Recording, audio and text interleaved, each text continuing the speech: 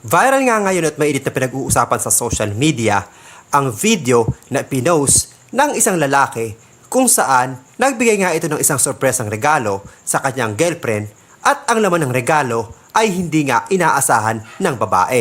Para bigyan kayo ng context, ang videong ito ay may kinalaman nga sa cheating.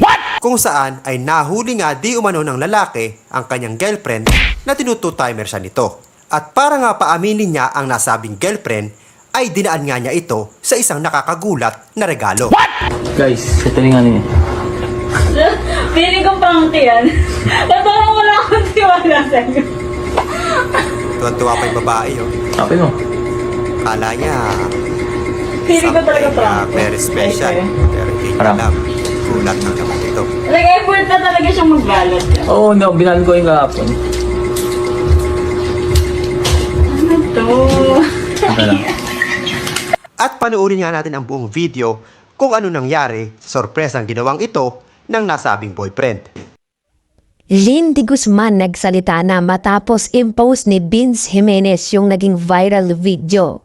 Sabi nga dito ni Lynn, "Hello everyone, this is Lynn. My main Facebook account is deactivated or restricted since ang daming nag-spam report and hindi ko na ma-explain yung side ko.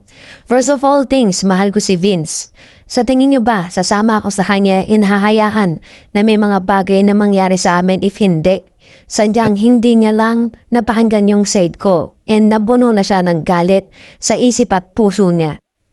I've been experiencing death threats and bashing right now and kapag lalabas ako na merong haharigugnaw sa akin ay para akong sobrang sama na tawa at may demanda na ginawa kung makatingin. If you think about it, wala naman akong ginawang masama. I love you, Vince. Alam mo yan. May plano talaga akong hiwalayan yung kalivin ko for Vince. But hindi sumang-ayon sa plano ko yung sumunod na pangyayari. Sa ngayon, ito na lang muna yung sasabihin ko sa side ko. Pero madami ba akong gusto sabihin in public? And just hope na lahat ay hindi muna ako husgahan at hindi ninyo alam ang buong istorya. Spread love everyone. Merry Christmas. Lynn de Guzman. At kakapos nga lang ulit ni Lynn, sobrang daming naapektuhan dahil sa nangyari. Vince, if there's a chance that this post reached to you, please send me message through my IG since hindi din kita ma-message sa account mo and I don't know why. Everyone, please show some respect. Kasi hindi nyo po alam lahat ng nangyari. What you have read yesterday or just now are just the tip of the iceberg. Napakadami ko pag gustong sabihin. You can call me cheater, gaslighter, manipulative, etc. I can accept all that. Aminado ako na may mistake din ako na nagawa but I just don't want to add fuel to the fire para bumatol pa. Also, please don't be a one-sided. Kahit hindi lang para sa akin kaya sinasabi ko to, this is also for the others na nahuhusgahan na hindi man lang na alam yung side nila. Kaya naman masasabi mo rito matapos magbigay ng statement si Lynn de Guzman sa naging viral video na pinost ni Vince Jimenez sa paghuhuli ng kanyang panloloko dito. Nakausap na ni Vince yung unang naging boyfriend ni Lynn de Guzman at ito ay kuha sa mismong Facebook page ni Vince. Her BF, kudos sa'yo bro. Ang bait makausap. Mas nagkalinawan talaga sa lahat-lahat. Sobrang lala. Respect for you, brother. Yan yung mismong my day ni Vince sa kanyang Facebook account. At narito naman yung komento ng boyfriend ni Lynn sa kanyang my day. Gentleman, so link nyo. Ipaglaban natin lahat ng nilunoko. Kala kasi ng iba, hindi nakaka-experience ng ganito ang mga lalaki. Matatagpuan niyo itong screenshot na to ng My Day ni Vince sa kanyang Facebook page na Vince Jimenez. At narito nga yung bagong account ni Lynn de Guzman na mayroong 229 followers as of 1 p.m. at lumipas ang ilang oras. As of 3 p.m. umabot na ito ng 538 followers at nag-post nga agad itong si Lynn de Guzman sa kanyang bagong Facebook page. Ayon sa post ni Lynn, this photo taken from Vince video shows the exact moment when I felt betrayed.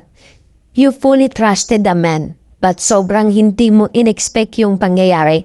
Imagine, you genuinely enjoying na kasama siya, and he even surprised you with a gift na I even considered na pinag-effortan niya for me.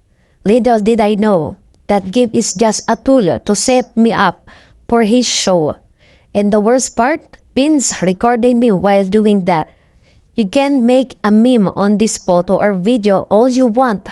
I hope na sana hindi din mangyari sa inyo yung ginawa sa akin pag-public shame ni Vince with video recording.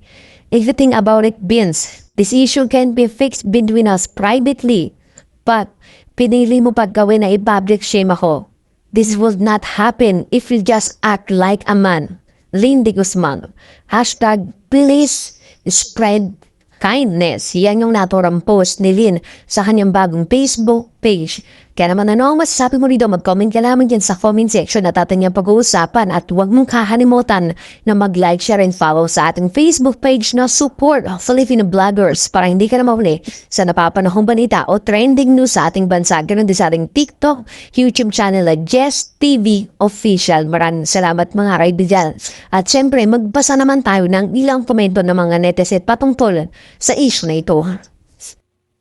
Si boyfriend, pang-iwas traffic. Si Vince, pang-iwas gutom. Mindset ba? Pwede na mag-my day ng araw-araw, sipag lang.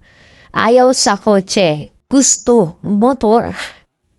May isa lang pakiusap si Lynn sa kanyang post.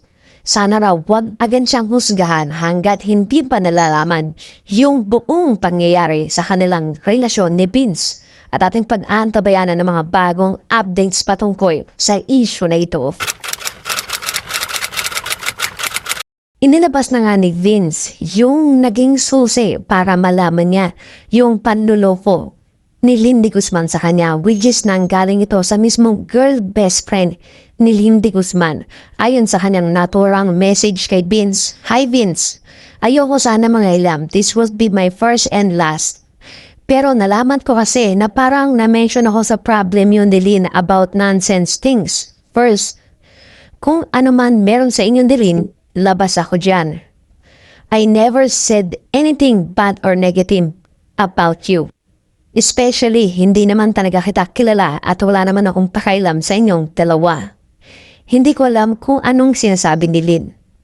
Or sinisiraan pa niya ako, kami, sayo. But, I really don't care. It's just that for me. Ayokong nami-mention yung name ko as if I care about you too. Second, wala akong pakailam sa ginagawa ni Lynn. At kung ano man ang magpapasaya sa kanya, why don't you ask her kung ano nga ba talaga ang totoong ginagawa niya?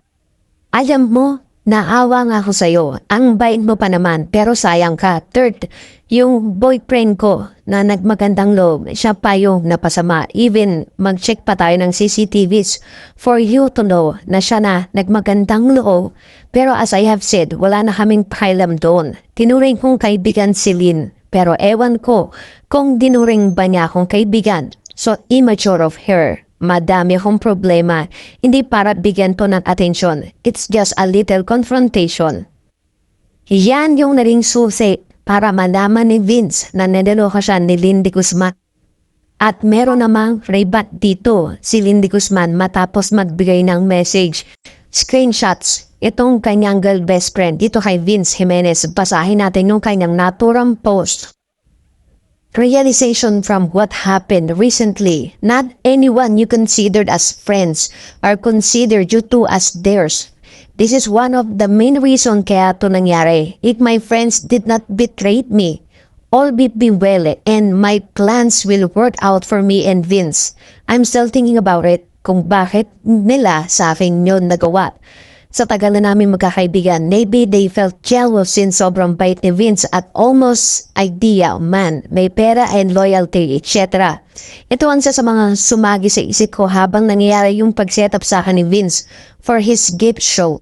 I've been betrayed by the man and the friends I trust, and there's no other things that will hurt more than that betrayal. Everyone or anyone can make mistakes, but true growth begins when you choose not to repeat them. Yan yung opisyal na sagot ni Lynn matapos mag-send ng screenshots yung kanyang girl best friend kay Vince.